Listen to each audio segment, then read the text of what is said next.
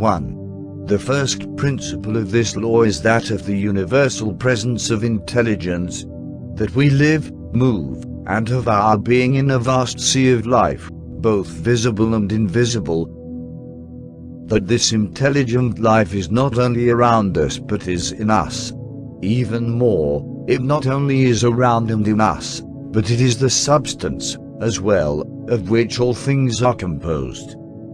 This statement is supported, alike, by revelation, as in the Bible, by science, as in psychology or chemistry, and by philosophy, as in our lesson on spirit. Before there was a visible universe, which we call nature, there must, of necessity, have been an invisible universe, which we call spirit or power. The orderly way in which it arranged the visible universe, which it created, shows that it was and is a wonderful intelligence. Since spirit was all, it had nothing else than itself out of which to make a world. It, therefore, had to fashion a substance for its own body, the universe, out of itself, or spirit. Since spirit is intelligence, of necessity, the substance which it brought forth must share its nature.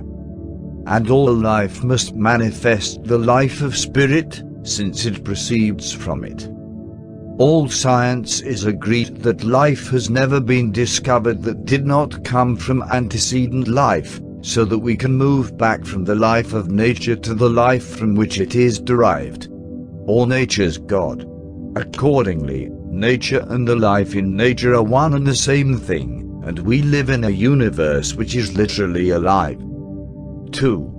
We see, therefore, that this universal intelligence is also creative.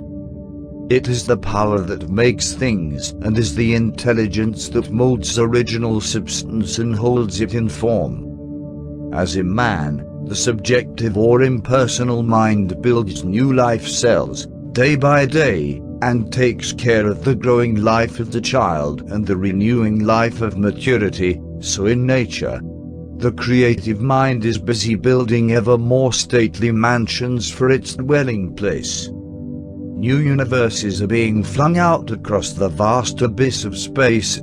New stars begin to gleam, as they launch out on their ageless journey around some distant sun. The earth upon which we tread is growing daily, through the addition of cosmic dust, and daily changing in its internal structure.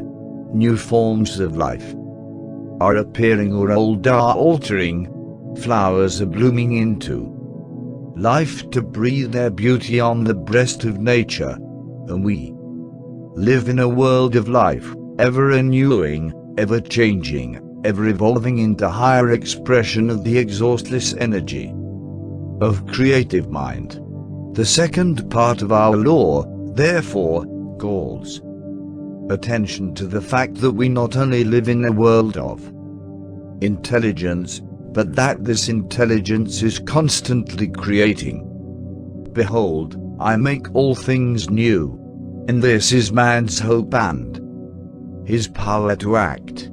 This life is the life of the creative spirit, intelligence or mind, and therefore, we perceive that it emerges into form to enjoy its own power to live. When we think, it is spirit thinking through us. When we utter a truth, it is spirit putting out into expression a thought from its limitless power to think. When we breathe, it is spirit breathing us. 3. This creative intelligence acts upon the impress of the strongest impression, thought or image made upon it. When man emerges in consciousness out of this vast sea of life, as a wave runs upon the bosom of the ocean, he rises sufficiently high to enable him to perceive that there is an ocean. Thus spirit fulfills a purpose in becoming man, by enabling itself, through becoming the particular, to perceive itself in its allness. Man is spirit come forth out of the formless into form, out of the timeless into time, out of the limitless into certain limitations, and yet, as man, spirit never loses its power to draw upon its resources as spirit.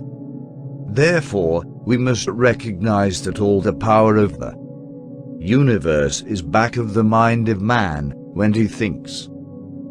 Then, too, we must recognize that there cannot be a will in the universal mind opposed to man, for if there were, then he could not draw from the creative mind and power what he wants, except by chance. We, therefore, recognize that so far as we are concerned there is, back of us, a universal creative mind which desires to become to us whatever we desire, that is, whatever we think into it, and which has no purposes of its own, opposed to ours.